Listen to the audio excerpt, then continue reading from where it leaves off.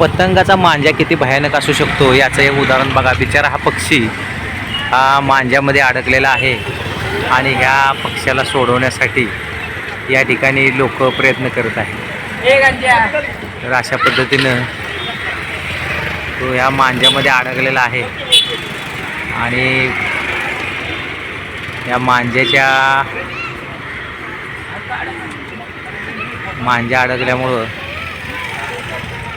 तो पक्षी आता त्यांना पक्षी सोडायसाठी प्रयत्न चालला आहे. हा गेला पक्षी गेला उडून गेला. परखरणे येथे पतंगाच्या मांज्यात अडकलेल्या घार पक्ष्याला स्थानिक नागरिकांनी धाडसाने जीवदान दिले.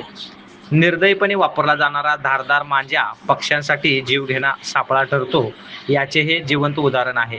झाडांच्या फांद्या आणि इमारतींमध्ये अडकलेला मांजा अनेक निरपराध पक्ष्यांचा जीव घेत आहे. माणसांचे गळे सुद्धा या मांज्यांच्या माध्यमातून चिरून अनेक लोक जखमी झालेले आहेत. यामुळे या मांज्यांवर ताबडतोब बंदी घालण्यात यावी अशी मागणी जनतेमधून होत असून सुद्धा प्रशासन याकडे लक्ष देत नाही. सण साजरा करताना संवेदनशीलता आणि जबाबदारी तितकीच महत्त्वाची आहे. पतंग उडवा पण जीव धोक्यात घालू नका. पर्यावरण आणि पक्षी संवर्धनासाठी काळजी घ्या. प्राईम मीडिया 24 लाईव्हसाठी मी संजू पाटील, कोपर खैरणे.